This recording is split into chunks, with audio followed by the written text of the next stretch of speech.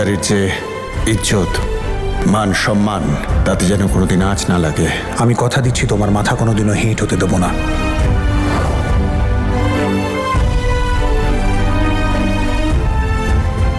Sorry বাবা, আমি তোমার সম্মান রাখতে পারলাম না। আরে মিস্টার গ্রুম, একা একা রুমে কি হচ্ছে? কি ব্যাপার, রেডি হতে হবে তো। আরে তুমি এমন উদাস হয়ে বসে আছো যেন তোমাকেই বিদায় করা হচ্ছে। তোমায় শ্বশুর বাড়ি যেতে হবে না, তুমি ঘোড়ায় চড়ে তাকে বাড়িতে নিয়ে আসবে যাকে তুমি ভালোবাসো। আরে আজকে আমার বন্ধুর বিয়ে, আমি খুব নাচবো গিয়ে।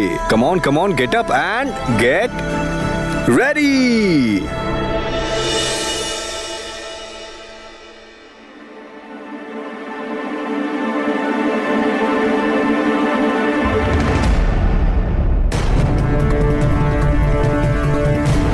তোমরা সবাই আফসোস করবে, এই মেয়েটা তোমাদের বিপদে ফেলবেই, বিশেষ করে ওই বেচারি তনুকে।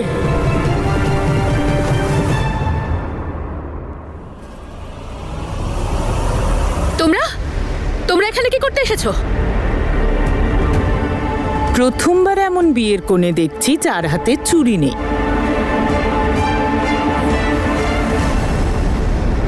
আমার সামনে না এসব বাজে ড্রামা করার তোমাদের কোনো প্রয়োজন নেই, বুঝেছো? কেন এসেছো এখানে তোমরা? তনু পাঠিয়েছে, তাই না? তাই তো, যে যাও গিয়ে জ্যাসমিনের ফাংশনটা একেবারে নষ্ট করে এসো। হ্যাঁ, তনুর কথাতেই আমরা এখানে এসেছি। মা জ্যাসমিন, রাগ করিস না। আজকে তো তোর বিয়ের দিন। কোনো খারাপ কথা বলতে নেই। ছোটরাই তো ভুল করে মা, আর বড়রাই তাদের ক্ষমা করে দেয়। আমাদের মনে তোর প্রতি কোনো খারাপ ধারণা নেই। হ্যাঁ মা, তনু আমাদের ডেকেছে ঠিকই, কিন্তু কোনো ঝামেলা করতে নয়, তোর হাতে চুড়ি পরানোর জন্য। কারণ ও তোর বিয়েতে কোনো রকম কোনো খামতি রাখতে চায় না। আরে ভাগ্নির বিয়ে, মামা মাইমা যদি চুড়ি না পরায় বিয়ে সম্পূর্ণ হয় নাকি? হ্যাঁ জ্যাসমিন মা, এবার আমি সুন্দর ডিজাইনের চুড়ি নিয়ে এসেছি, আর একদমই তোর হাতের সাইজের। ওর সাইজেরই এনেছি, তাহলে ছোট কি করে হলো? এটা আমার নয়, তনুর সাইজের চুড়ি।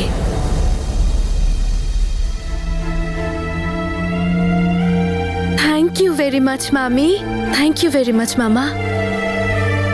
কিন্তু এই অনুষ্ঠানগুলো তো সব সকালবেলায় হয়, তাই না? এখন কি আরে করে? সব হয়ে যাবে, কেন চিন্তা করছিস? এমনিতেই তোর বিয়েটা অদ্ভুতভাবেই হচ্ছে। তোর বিয়ের মণ্ডপ তোর শ্বশুর বাড়িতেই সাজানো হয়েছে।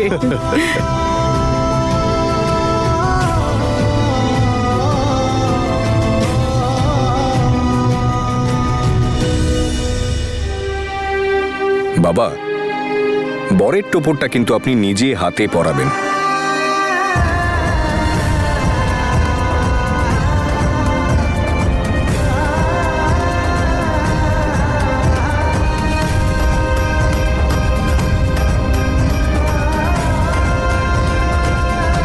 দেখেছেন দিদি, এই অঙ্গদ না একেবারে তনুর মতো, সবাইকে সম্মান করে, সবাইকে খুশিতে রাখে।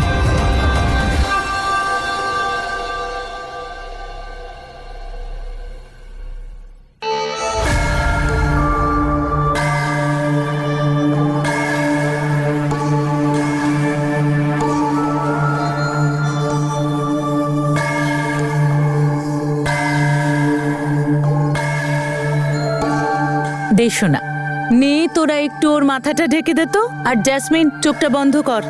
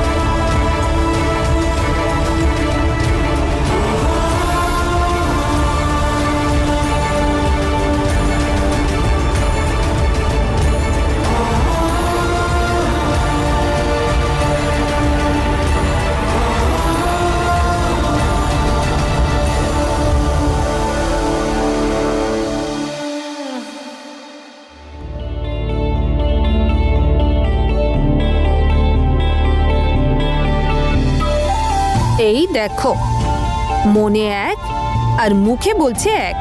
কি ভালো মন গো তোমার তনু, মানতেই হবে। যে তোমার জীবনটা শেষ করে দিল, আর তুমি কিনা তার কথাই ভাবছো। জানি না ওর জন্য এই নিয়মটা আদৌ কাজে লাগবে কিনা। এখন না প্লিজ।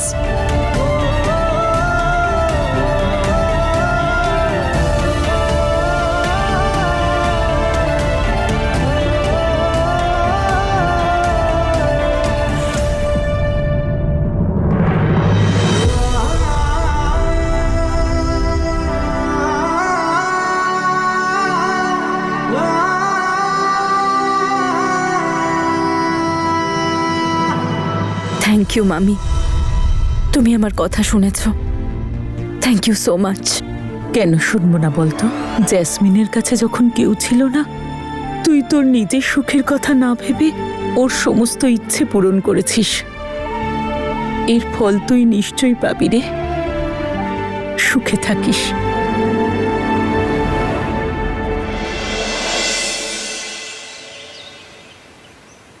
আরে মিস সিমরান আর মা, ঘোড়াটার খিদে পেয়ে গেছে, একটু ছোলা টোলা খাওয়া, নইলে চলতে পারবে না।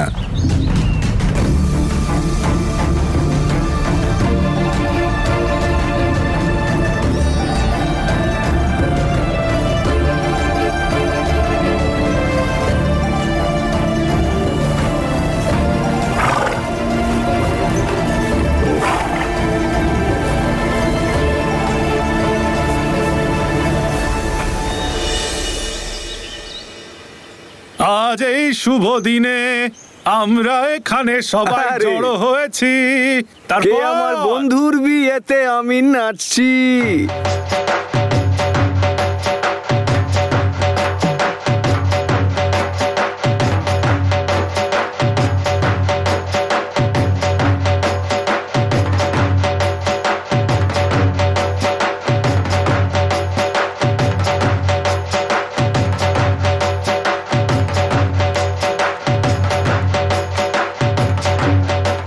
জাসমিন, আমি তোর জন্য খুব খুশি।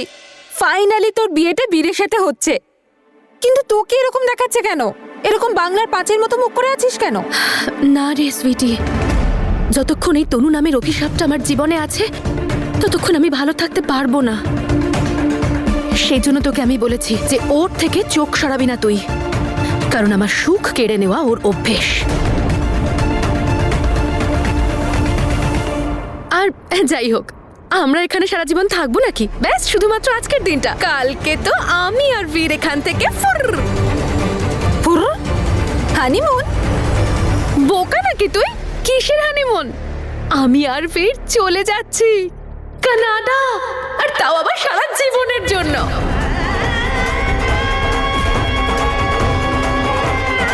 তাই নাকি? Double double lottery? আর নয় তো কি, এই দেখ, আমি তোকে একটা জিনিস দেখাচ্ছি।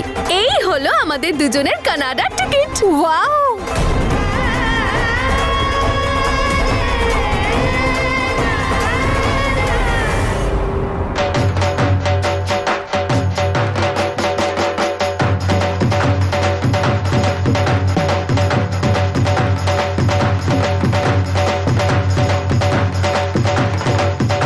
এই নাও, বর চলে এলো গোটা দুনিয়া ঘুরে কনের কাছে।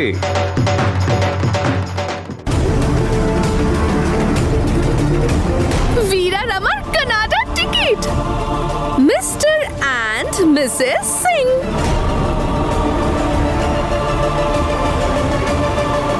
এবার তো সব পড়ে থাকবে এখানে, আর আমি আর বীর মস্তি করবো ওখানে।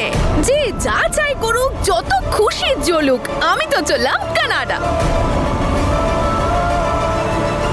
আচ্ছা, একটা কথা তুমি ভুলেই গেছি, যে কাল থেকে ওই তনু আমার বীরের আর মুখটাও দেখতে পাবে না। বীর আর তনু সারা জীবনের মতন একে অপরের থেকে দূরে চলে যাবে, আর বীর আমার হয়ে যাবে, শুধু আমার।